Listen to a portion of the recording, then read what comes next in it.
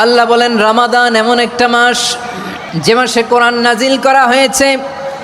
আর এই কোরআন হচ্ছে বিশ্ব মানবের জন্য পথ নির্দেশিকা, হেদায়েতের সুস্পষ্ট বর্ণনা এবং সত্য মিথ্যা পৃথক করার আসমানি মানদণ্ড রূপে জামিনে আমাদের জন্য কোরআন নাজিল করেছে কে? আওয়াজ করে বলেন তো, আল্লাহর নাজিল করা এই কোরআনে কোনো ভুল আছে?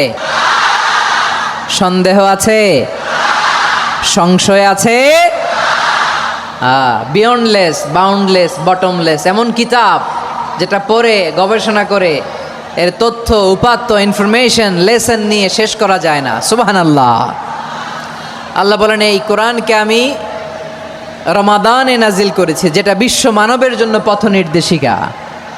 এতে আছে হেদায়েতের সুস্পষ্ট বর্ণনা আর সত্য মিথ্যা পার্থক্য করার মানদণ্ড, কোনটা সত্য কোনটা মিথ্যা এটা কোরআন দিয়ে ডিফারেন্সিয়েট করা যায়। কোরআন হচ্ছে Furqan, two differentiate between right and রং।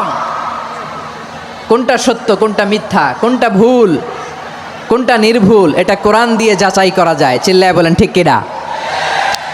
এজন্য এই কোরআন দিয়ে আমাদের জীবন সাজাতে হবে। কোরআন দিয়ে জীবন না সাজালে জীবন আলোকিত হয় না। কোরআন দিয়ে পরিবার না সাজালে পরিবার আলোকিত হয় না।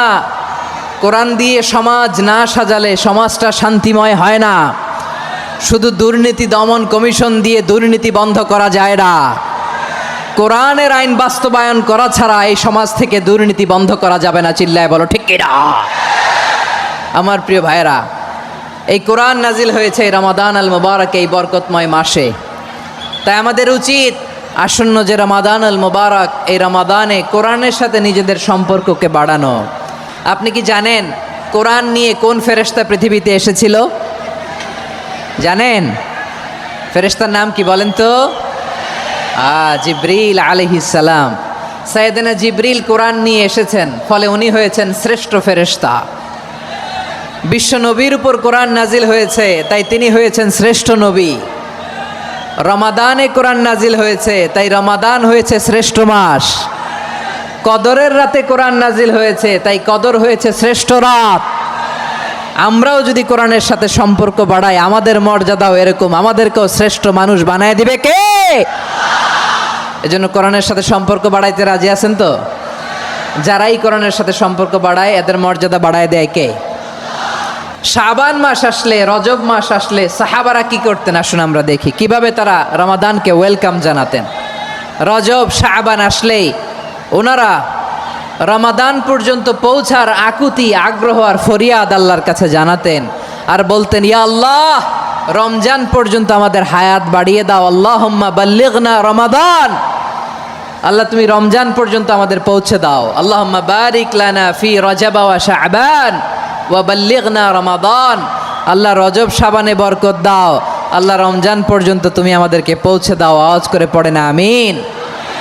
আমার প্রিয় চাঁপাইনবাবগঞ্জের ভাইরা, গত বছর অনেকের সাথে আমরা একসাথে রমাদান কাটিয়েছি, তাদের অনেকে দুনিয়াতে এখন বেঁচে নাই, এরকম আছে না নাই? আগামী বছরও যে রমাদান আমরা পাবো কোনো গ্যারান্টি আছে? তাহলে আসুন আমরা ভেবে নেই, হতে পারে this Ramadan could be the last and final Ramadan in our life. হতে পারে এই রমাদানই হতে পারে আমার জীবনের শেষ রমাদান। তাই আসুন আমরা আল্লাহর কাছে দোয়া করি, আল্লাহুম্মা বাল্লিগনা রমাদান, আল্লাহ তুমি রমাদান পর্যন্ত আমাদেরকে পৌঁছে দাও। আওয়াজ করে পড়েন আমিন। ইবনু রাজব আল হাম্বালি লাতাইফুল মাআরিফের মধ্যে লিখেছেন, সাহাবারা ওনারা রমাদান কেন্দ্রিক, আমাদের সালাফ সালফে সালেহিনরা রমাদান কেন্দ্রিক জীবন কাটাতেন। ওনারা রমজান আসার 6 মাস আগে আল্লাহর কাছে দোয়া করতেন, আল্লাহ রমজান পর্যন্ত পৌঁছে দাও। রমজান চলে যাওয়ার পরে বাকি 6 মাস আল্লাহর কাছে দোয়া করতেন, আল্লাহ এই রমাদানে যে আবাদত করেছি এই আবাদতগুলো তুমি কবুল করে নাও। সুবহানাল্লাহ। তাহলে পুরো বছর রমাদান কেন্দ্রিক জীবন। রমজান আসার আগে 6 মাস দোয়া করতো, আল্লাহ আমরা যেন রমজান পাই। রমজান চলে যাওয়ার পরে বাকি 6 মাস বলতো, আল্লাহ রমজানে যে আবাদত করেছি এগুলো তুমি কবুল করে নাও। সুবহানাল্লাহ। এবং এই রমাদানুল মুবারক আল্লাহ তাআলা আমাদের জন্য সিয়াম ফরজ করেছেন। কি ফরজ করেছেন?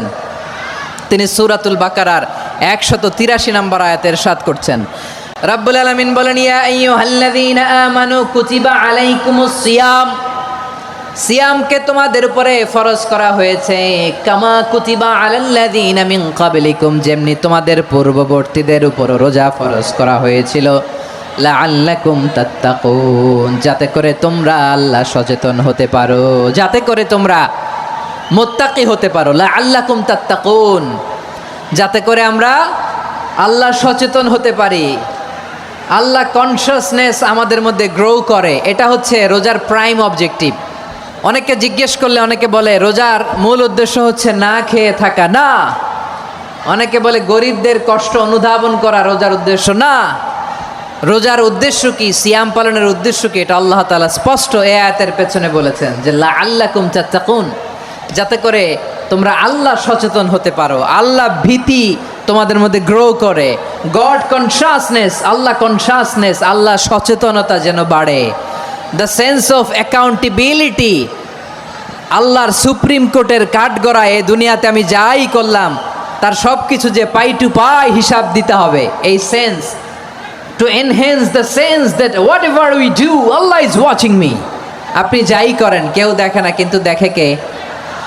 শুরুতেই তো জিজ্ঞেস করেছিলাম যে কেউ যেটা দেখে না সেটা দেখেন কে? কেউ যেটা শোনে না সেটা শোনেন কে?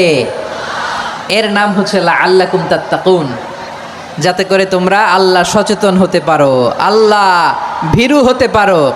দুনিয়ার কেউ দেখে না, কিন্তু আল্লাহ দেখে। এটাই রোজার মূল শিক্ষা। আমার প্রিয় ভাইরা, আপনি লুকিয়ে লুকিয়ে ঘরের ভেতরে অন্যায় করেছেন, পাপ করেছেন, আপনার বাবা দেখে নাই, মা দেখে নাই, স্ত্রী দেখে নাই, কিন্তু দেখেছে কে?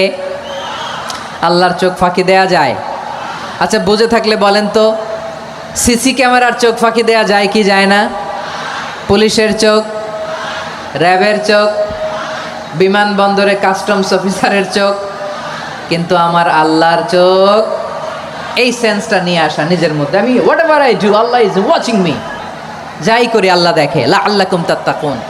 রমাদানের রোজা, ইফতারি, সিয়াম, ইবাদত সব কিছুর মধ্য দিয়ে আপনাকে খেয়াল করতে হবে যে লাআল্লাকুম তাত্তাকুন এই স্ট্যান্ডার্ড এটা অ্যাচিভ হচ্ছে কিনা আমাদের।